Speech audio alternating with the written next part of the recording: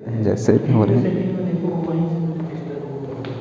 Okay, तो मैं देख रहा था अनबैलेंस फोर्स के बारे में बता रहा था। बैलेंस फोर्स को जिस तरीके से हमने देखा उसके ठीक अपोजिट होगा अनबैलेंस्ड फोर्स, और उसकी डेफिनेशन जिस तरीके से लिखी गई उसके ठीक अपोजिट अपन लोग अनबैलेंस्ड फोर्स के डेफिनेशन को लिखेंगे।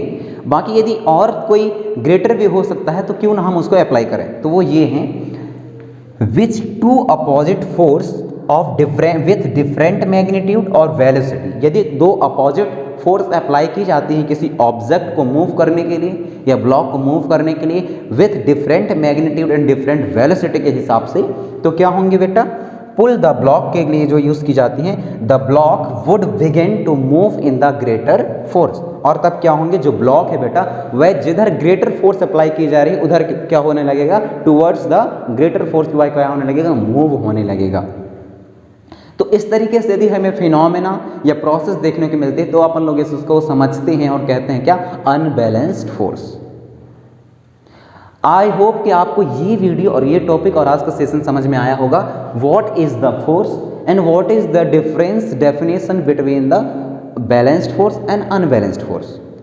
So with that, taking the example and like this of the figure, with the help of this we can easily understand three concepts are there: force, balanced force and unbalanced force with easy method.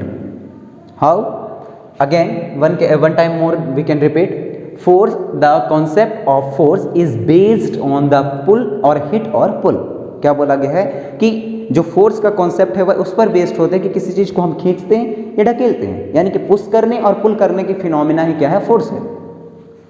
Okay, तो अब जब force में अपन लोग, जैसे कि मैंने इसका example लेके बताया कि कोई वो है टेबल है, उसके ऊपर कोई ब्लॉक रखी हुई है, उसको आप पुश कर सकते हैं या पुल कर सकते हैं, ये दोनों फिनोमेना ही क्या कहलाती है, फोर्स कहलाती है। नाउ बैलेंस फोर्स का क्या है, यदि इस ब्लॉक को मूव करने के लिए दोनों साइड से, बोथ डायरेक्शन से इक्वल अमाउंट में फोर्स अप्लाई की जाती है तब इस ब्लॉक में कोई भी चेंजेस नहीं आएंगे, और यदि इसमें कोई भी चेंजेस नहीं आते मतलब ये क्या है, बैलेंस फोर्स है।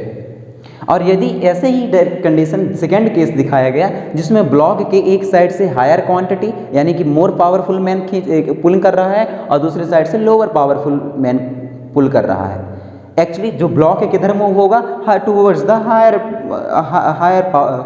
हायर पावरफुल मैन की ओर। Why? Because he was apply more amount of the force. That's the reason these kinds of the situation and these kinds of the phenomena is known as unbalanced force. Okay, so मिलते हैं next video में दूसरे topic के साथ। Thank you.